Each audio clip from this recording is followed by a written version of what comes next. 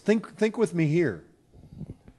Did Joseph have enough authority in that house to probably not have to be with her in that house by himself?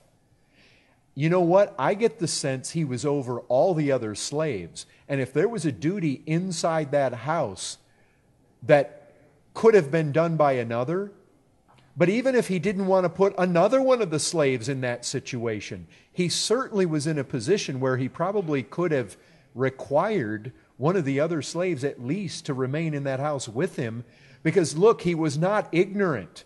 This didn't happen in one day. She was throwing herself at him day after day.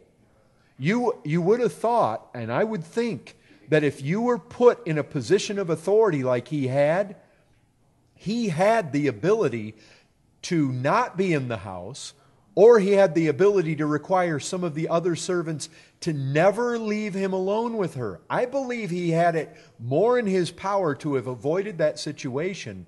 Now, maybe out of ignorance, but look, how ignorant can you be when some woman is saying, "Lie with me"?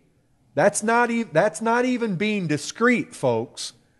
That's laying it all out on the table. You are not in the dark about what her intentions are. And if you fear doing that kind of sin against God, look, when you come to the New Testament, flee fornication. And I think if we're honest, he did not flee fornication to the extent that he should have. Now, I know when it came right down to it and she grabbed hold of him, he fled and he didn't do it. But the fact is, he certainly gave cause for accusation to be brought against him.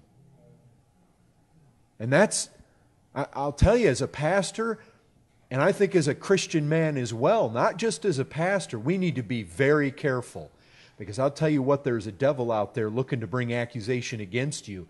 And even if you get into a situation where you flee and avoid the actual sin, if a wicked woman decides, young man, to bring a charge against you, even if it's false, it can stick enough to tarnish your reputation so that you have to suffer the consequences of it just like he did.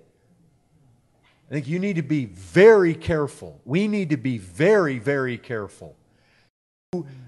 Allowing yourself to be alone. And I'll tell you this, when we have a women's grace house, and we've got women coming in off the streets that are then immersing themselves in the activities of this church, you men better be careful. Because women that are coming in off the streets, not all of them, but many of them, they're prostitutes, they're chronic liars, they're drug addicts, and I'm just saying how it is. You know this. You don't want to get in a position where one of them can bring an accusation because they needed a ride somewhere and you gave them one without anybody else there. Don't put yourself in the place Joseph did. Now, you're asking for trouble. And even if you are resolute enough, but I'll tell you what, there are true Christians that do not have the resolve Joseph had. And probably if you knew how beautiful Potipharah was, you would know that there was more temptation in this whole thing than meets the eye. And if you just assume that you've got the integrity and you've got the resolve to withstand the same way Joseph did, for you to automatically assume and presumptuously throw yourself into a position, you need to be very careful. You may find very quickly you don't have the strength you think you have. And if you presume on the Lord, you may find that He allows you to fall head over heels. We're not told for no reason to flee fornication. You need to recognize, we need to be thinking, what are situations not to be in? Sometimes we can feel like, well, if we take too drastic of action, we'll be regarded as, legalistic or... That's crazy. Flee fornication.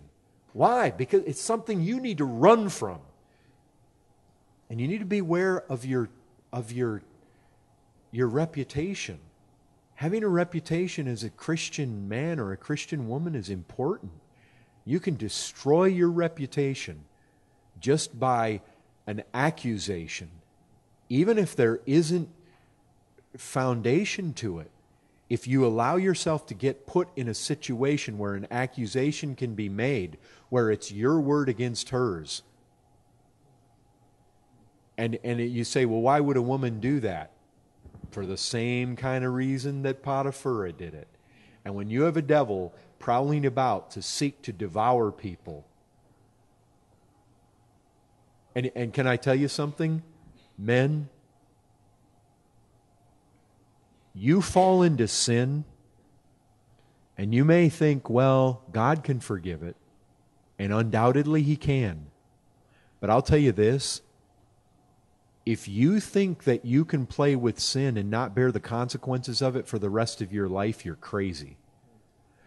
You can fall into such sin that will rule you out of certain ministry for the rest of your life. You can fall into certain sin where even though God will forgive you, the church will forgive you, it is a blot on you for the rest of your life. You can fall into sin and you can still go on and be used like David was. But David bore the consequences of his sexual sin till his dying day. It cost him his children. It cost him dearly. Don't think you can play with this fire and not get burned. It'll burn you and leave scars for the rest of your life. And believe me, God has an arsenal of ways to burn you. If you decide that you think, even as a Christian, you can play with it. You got to watch out. Look, there's no substitute for purity. Don't tarnish your reputation. I mean, I can tell you as a pastor, there are certain men in the church that unless God were to do something really supernatural, I will never let teach, preach, or be in any position of ministry simply because of the sloppiness of sexual sin in their life. I will not do it. You say never?